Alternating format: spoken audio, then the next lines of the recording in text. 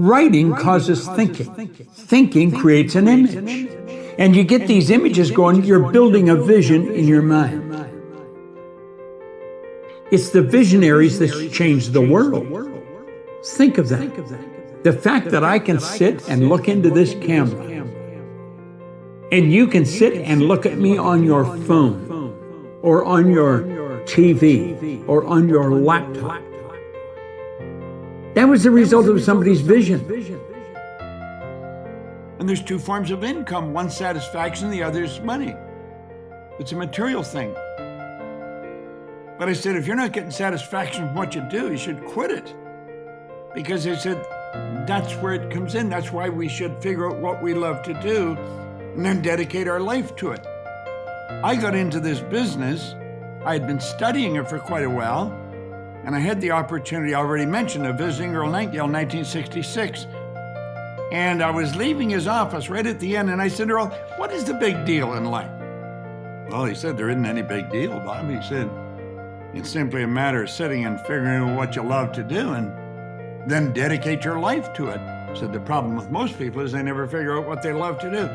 Well, I'm telling you, I could feel the hair going up in the back of my neck. I knew exactly what I'd love to do. I would love to do what he was doing, and I wanted to do it with him. I had a very busy company at the time. We were operating in Canada, the US, and England. But I knew that I was finished doing that. I was going to come back. I was going to work with him. 2 years later, I was his vice president of sales. I wanted to do what he was doing, be in the business he was in. And that's where I made the decision. And I love it. I love what I do. Now, that's what people should be doing. What do I love to do? Then dedicate your life to it. Now, you earn money by providing service. You can earn money while you're sleeping. Just figure out how to serve people. You don't have to be there. You don't have to physically be there and do it. You can serve people while you're sleeping and get paid. And that's how you earn money. So you got to learn how to earn money. That has got nothing to do with a life of living what you love. That's the first place. So if I was telling anybody, sit down, figure out what you love to do, and then make up your mind you're going to dedicate your life to it. What stops most people, what they love to do, they think you can't earn any money at it. That doesn't matter. Forget about the money. That's another subject. Figure out how to earn it. Go talk to people that know how to earn money. I know how to earn money. I can teach people how to earn money. But that is not the thing. It's to provide service. So the most important thing, what do I love to do? Sit down. What would I really love to do? How would I love to spend my life? That's what we should do. Most people don't use their imagination constructively. Most people use their imagination destructively. They imagine what they don't want. We've got to consciously and deliberately imagine what we do want. If we will take and sit down with a pen and ask ourselves, what do I really want? What do I really want? And write it down. And then make a written description of it in the present tense.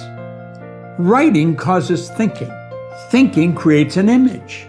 And you get these images going, you're building a vision in your mind. It's the visionaries that change the world.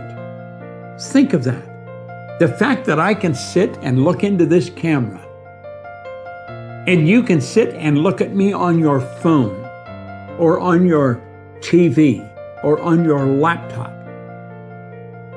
That was the result of somebody's vision. Do you know everything you've got, the clothes you wear, the house you live in, this microphone that's in front of me? It was all the result of somebody's vision. It's not an accident. You and I have a marvelous imagination. And everything starts with a vision. Van Gogh was asked how he did such beautiful work.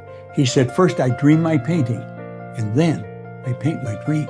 You know, Dr. Maxwell Maltz wrote a book back around 1960. It was called Self-Image Psychology, Psycho-Cybernetics. It's a phenomenal book. He said it was the greatest discovery of his generation. He was a cosmetic or reconstructive surgeon, and he found he would do work on people.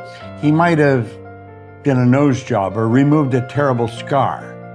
And he noticed that when he did that, there was a phenomenal change in their personality. But he noticed with others, he would make a phenomenal physical change and there was no change in their personality. And that led him to postulate that we have two images.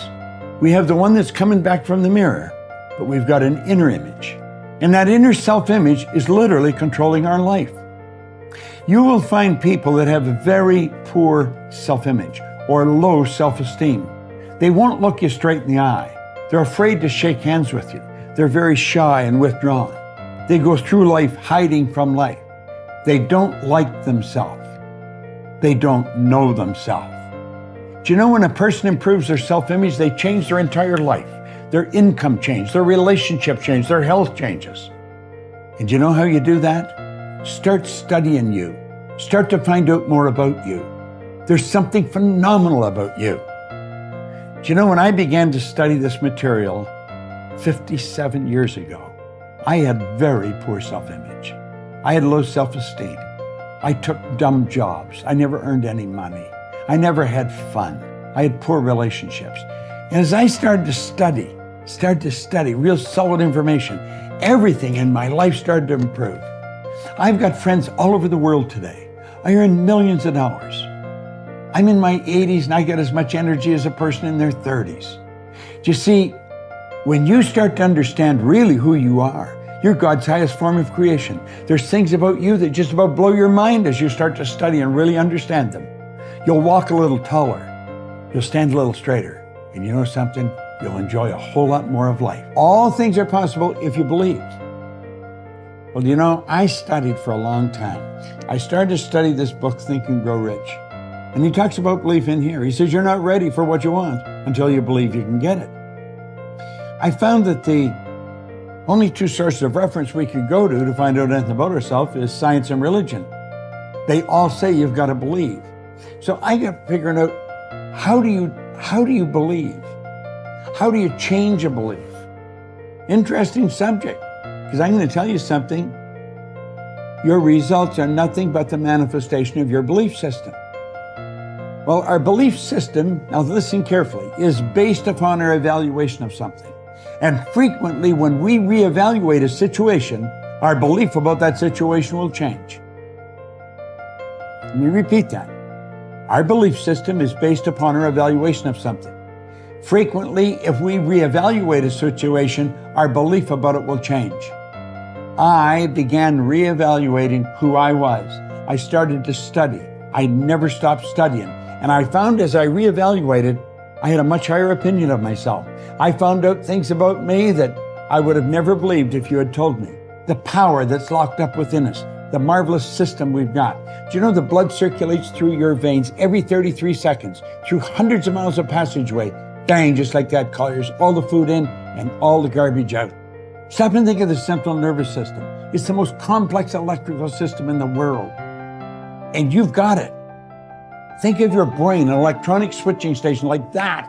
You can change the vibration of yourself and everything around you. We have awesome powers, and it's all based on what you believe about you.